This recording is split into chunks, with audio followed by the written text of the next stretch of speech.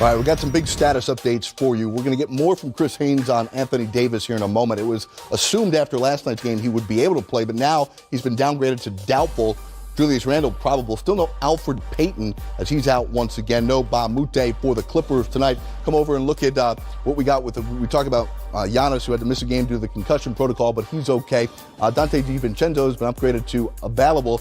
He's been shooting the ball really, really well out of Villanova. No Jaylen Brown again, as we mentioned. We'll update you on who is going to be in the starting lineup for Brad Stevens tonight against the Milwaukee Bucks. Say what? Dinwiddie crosses. 8 seconds. Fires. Oh, Spencer Dinwiddie delivers a three. They've been telling me to drive, but you know, it's like the Kermit thing where you got like Hoodie Kermit telling you like, nah, shoot the step back three. So I was like, man, all right, cool, let's do it. Is the defensive player of the year award something that you're chasing again? Yeah, this year? I need that. You need that. I need that bad. How bad? Real bad. I made second team all defense last year. I'm pissed about that still.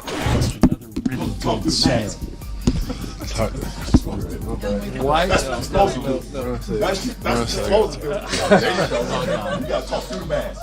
You haven't played 35 minutes in a lot of games this year. You played 35 minutes tonight.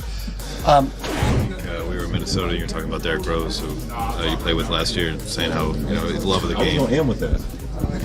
Me and you, we've been together too long already. That's going to be my last question. This is the last question, by the way, because that's what I'm going to end with. If anything, what I will remember tonight is the dumb turnovers I had. I look relaxed up here, but I'm jittery as hell on the inside. How do you think I felt when Shaq was throwing basketballs in my head? Derek, I know how you feel. Let's get back to Chris Haynes here from Yahoo Sports. Talk about the late game on TNT tonight. We got the Pels and we got the Blazers. Second night of a back-to-back for New Orleans. And Anthony Davis, you could tell coming off the elbow injury, he was a little rusty last night, and it was just assumed he'd play tonight. But it seems like now he's been downgraded, Chris. Yeah, I mean, he told us last night that he expected to play in Portland tonight. But if you remember, he suffered a collision with Draymond Green during that game. And he came up kind of favoring that elbow and kind of wincing a little bit. And so after the game, he took an extended amount of time getting treatment on that elbow, and he was getting it looked at. And so you kind of knew from that sense that there was a possibility that he would not play tonight. And that's what the organization is leaning towards doing. And rightfully so. You got to be careful with AD. He's the source of what they're able to do offensively and defensively. So it sounds about like the right move. Notice to anybody in the NBA trying to dunk on Jared Allen. It doesn't work out well. Didn't for Blake Griffin, and now for Anthony Davis. So the Pels have to move on here. They'll try and pick up, if Anthony Davis can't go, they'll have to try and win their first game without him this season. We know about the course of AD's career, it's not worked out well for the Pels. Going up against the Blazers, two teams we really didn't know what to think about them this season. Who are you buying so far with the fast starts for both teams? Who's, in your book, looked real serious in terms of a playoff spot?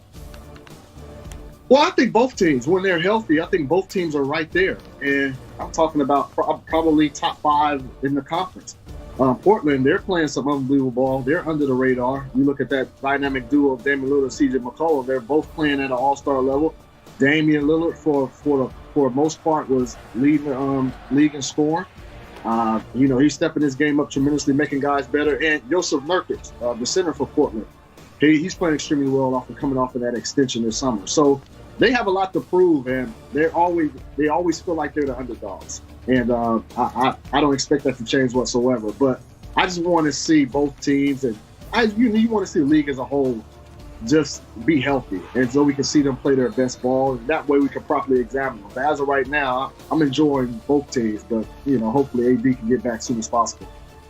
All right, we take you around the NBA, and while we go back to last night, let's also look forward here with the Minnesota Timberwolves, who have today off. They're flying to Oakland to take on the Warriors tomorrow night.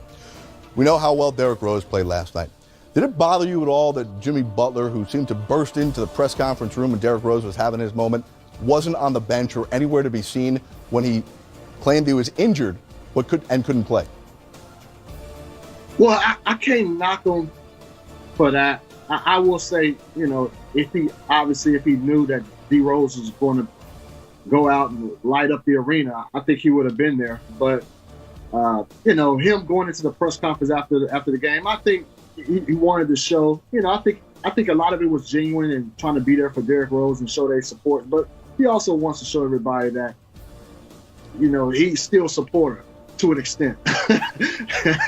if that makes any sense. Yeah, but it always seems like it always seems like it has to be on his terms. And I'm not saying he's not a superstar in this league, but it just seems very disingenuous at times. I don't think he's a superstar. I think he's a really good star. But no, that's Jimmy. But we have to understand the context behind everything. He's fed up right now. Yep. He's really trying to force his way out, and it's really getting fatigued when we talk about the storylines every other day pertaining to Jimmy Butler and kind of the antics and the power plays that's being made behind the scenes.